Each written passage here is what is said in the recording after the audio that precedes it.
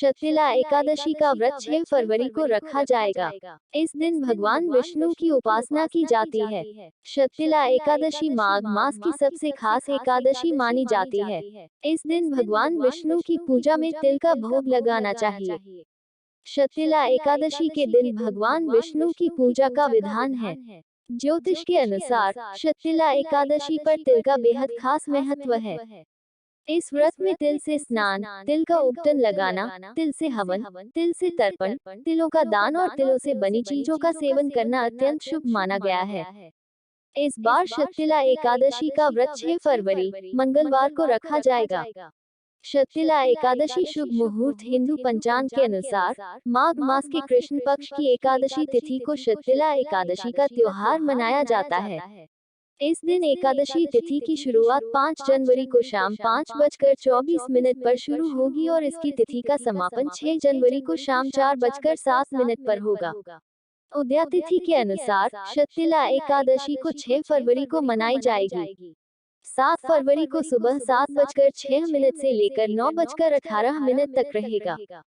शतिला एकादशी पूजन विधि प्रातः काल स्नान के बाद भगवान विष्णु की पूजा करें और उन्हें पुष्प, धूप आदि अर्पित करें।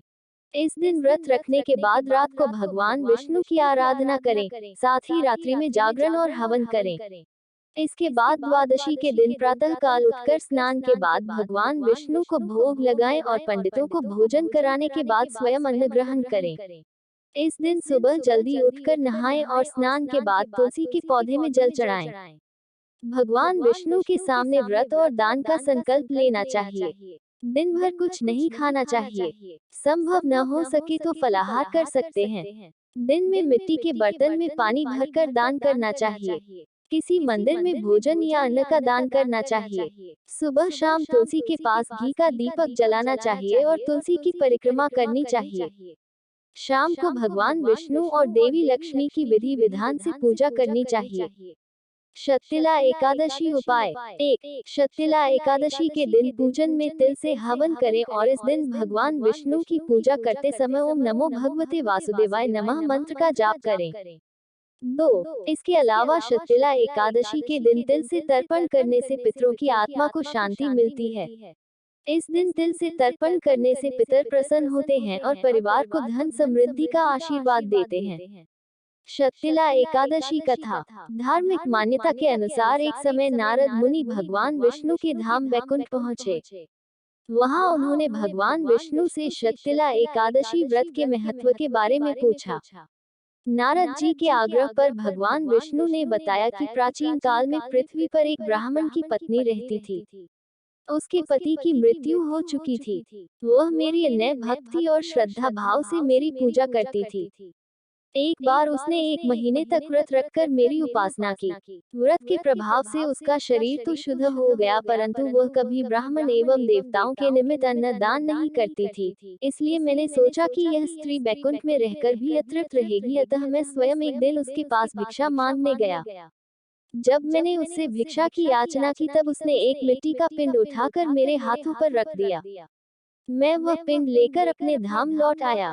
कुछ समय बाद वह देह त्याग कर मेरे लोक में आ गई। यहाँ उसे एक कुटिया और आम का पेड़ मिला। खाली कुटिया को देखकर वह घबराकर मेरे पास आई और बोली कि मैं तो धर्मपरायण हूँ, फिर मुझे खाली कुटिया क्यों मिली। तब मैंने उसे बताया कि यह अन्नदान नहीं करने तथा मुझे मिट्टी का पिंड देने से हुआ है। मैंने फिर उसे बताया कि जब देव कन्याएं आपसे मिलने आए तब आप अपना द्वार तभी खोलना जब तक वे आपको शतिला एकादशी के व्रत का विधान न बताएं। स्त्री ने ऐसा ही किया और जिन विधियों को देव कन्या ने कहा था उस विधि से शतिला एकादशी का व्रत किया।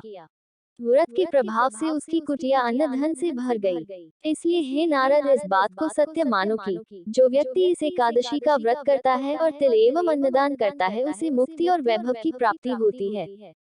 दोस्तों, अगर अपने ज्ञान शास्त्र चैनल को सब्सक्राइब नहीं किया है तो प्लीज चैनल को सब्सक्राइब कर ले और कमेंट में जय मां लक्ष्मी जय श्री हरि विष्णु जरूर लिखे ताकि उनकी कृपा आप पर हमेशा बनी रहे।